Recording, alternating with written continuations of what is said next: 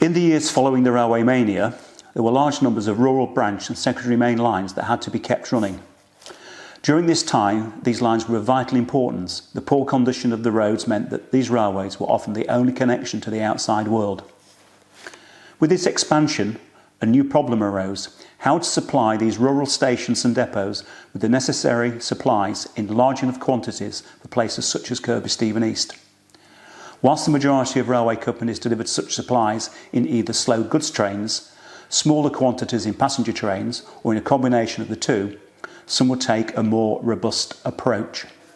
The York, Newcastle and Berwick Railway constructed 3 stores vans in 1846, being supplemented by 2 new vans built in 1854 and 1855.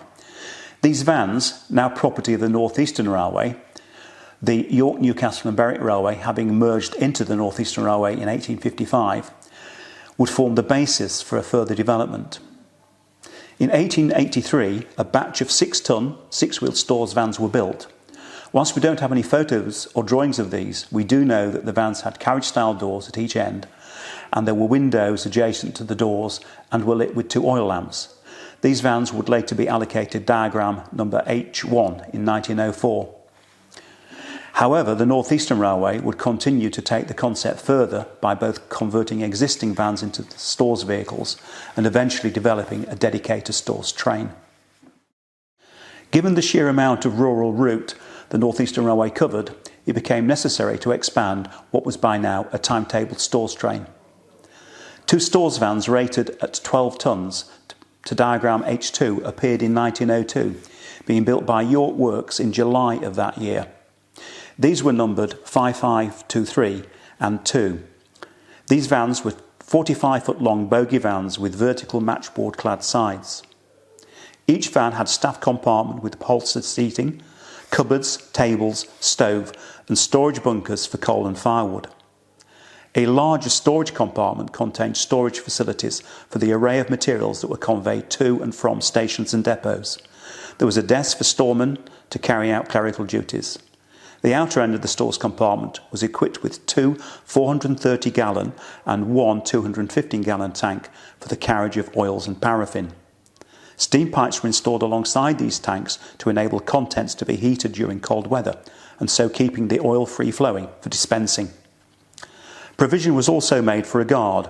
He was provided with a high-level upholstered seat and extended handbrake to allow the use of a roof-mounted ducat, more commonly referred to as a birdcage, to allow him to observe the train.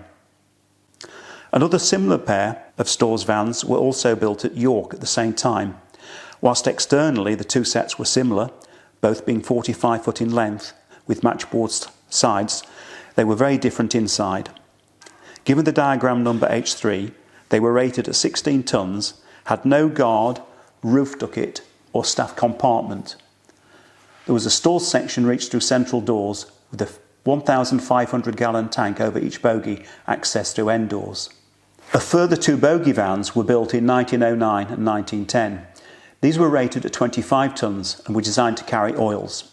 Perhaps due to safety fears, these were built mostly of steel, with the exception of their canvas-covered roof timbers and frames. Given diagram number H4, these had steam heat as well, but were also equipped with gas lighting. They only contained a 3,000-gallon tank at one end and a pair of 1,500-gallon tanks at the other. The final design of stores van was also a steel construction, built to diagram H5 in 1910. This was essentially a 6-wheel version of the H4, but without a second 1,500-gallon tank and no gas lighting, the space being needed for strengthening. On both H4 and H5 vans, the oil was pumped and dispensed using the train's Westinghouse air brake system. The North Eastern Railway established a stores department to supply the system with consumable materials in an efficient, effective and controlled way. The stores depot was established at Gateshead, where there was a warehouse that could accommodate stores vans for loading and unloading. The stores vans in the H-series diagrams were Westinghouse brake fitted to permit speedy running. The stores train ran to a timetable over main lines and principal secondary lines on selected dates. The diagram H2 vans with staff accommodation had 3 destination board brackets fitted on each side next to the double loading doors on the oil tank end. Presumably a section of the van's storage section was used to hold a set of destination boards. From 1923, the North Eastern Railway became part of the London and North Eastern Railway, and whilst the new company initially maintained the service, by the 1930s all the vans had been withdrawn from mainline service and relegated to serving as internal user vehicles within depots, with numbers 2 and 5523 being renumbered 903001 and 903004, gaining a DE prefix on nationalisation. One of the H3s would escape this fate, being converted for use in the Scottish area's weed-killing train. Both numbers 2 and 5523 were eventually withdrawn from departmental stock and sold to John Dickinson Transport, a coal and general haulage contractor based at Winston Station on the Stainmore route. And this was in 1962. Luckily, there were some who recognised the importance of these vehicles, as in 1973, number 2 was saved for preservation at Beamish Museum and transported to their site for eventual restoration.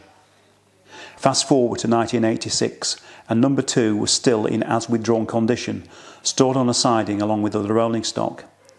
It was this year that an arson attack took place, completely destroying the vehicle in front and burning the end of number 2. After this attack, the vehicle was moved into secure storage, going largely untouched and forgotten. In August 2009, both number 2 and steam locomotive J21 number 65033 were transferred to the Locomotive Conservation and Learning Trust, although it would not be until 2014 that number 2 would move to its new home of Kirby Stephen East, somewhere it would have seen regularly during its career. Since November 2018, the vehicle has undergone significant restoration work, being taken back to bare framework, the body straightened and new matchboard cladding now being put back on the vehicle, with the interior being restored to as-built condition, complete with crew compartment.